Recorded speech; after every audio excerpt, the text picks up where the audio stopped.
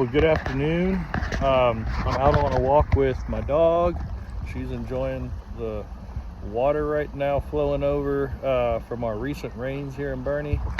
And I had just to kind of keep y'all up to date, my dad's in declining health, and so I was kind of dealing with him this morning, which is why I didn't get a video out. So keep him in your prayers. But today, continuing on with our disciples video, we are going to talk about, I was going to say, finally, we're not going to talk about somebody who we think might have been a brother of Jesus.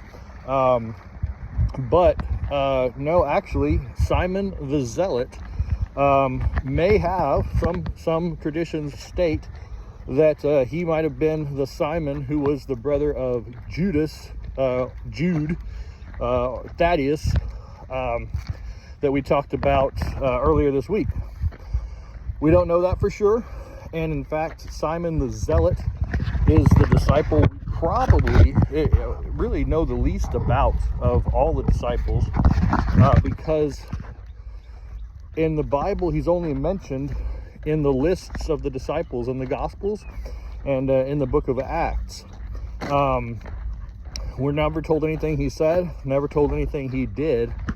We don't really know much more about him, and even the apocryphal writings, the letters that are extra biblical, that we have about disciples and what they did after Jesus died and rose from the dead, don't really say much about Simon. And some of what we have was written so far after he lived, it's not real sure can we trust it as legitimate.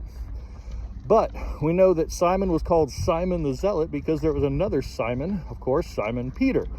And so you kind of have to differentiate your Simons. And so that Simon being a common name at the time, they called him Simon the Zealot. And there's two possible reasons for that. The most common belief is that he belonged to the political sect of the Jews that was known as the Zealots.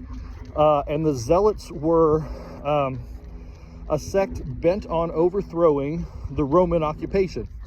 And so it's likely he was part of that party and had a very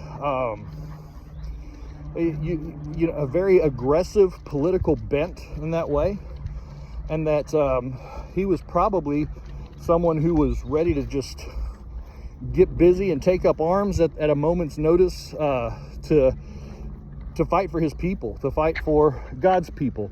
And so we know him as just from tradition, we know him as somebody who was ready to fight, ready to stand up for a cause. And we can take a little bit of information that we have from some of the apocryphal writings to understand that he may have done some missionary work with Judas Thaddeus, but we're not sure. That would have taken him up into Mesopotamia and possibly points beyond a little bit.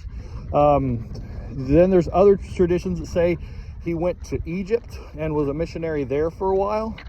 And even how he died and where he died is up for debate. We have some traditions that say he was crucified for defending the faith and for defending Jesus. We have some traditions say that he died of natural causes. Those are less. There's only, I think, one allusion to that anywhere. But the most common belief is that he was sawn in half, and that this would have happened in Persia somewhere when he was ministering, probably with Jude.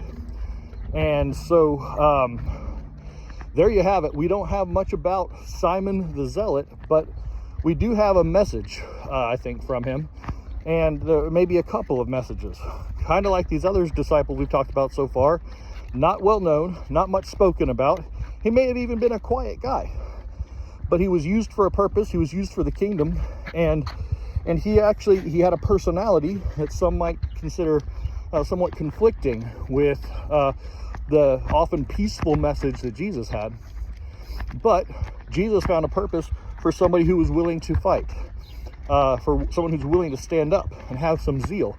And so I think that's the other message that we have here, is that Jesus doesn't just call disciples to be passive and, completely milquetoast.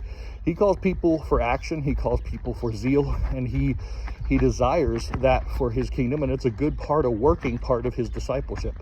So let's remember that we, as his disciples, can continue to be zealous for his cause, and that when we have that zeal, that we shouldn't be afraid to show that zeal, appropriately, of course, legally, of course, but to stand up for the right cause. And so that's our message on Simon the Zealot today. Hope that is beneficial to you, and we'll talk to you again tomorrow.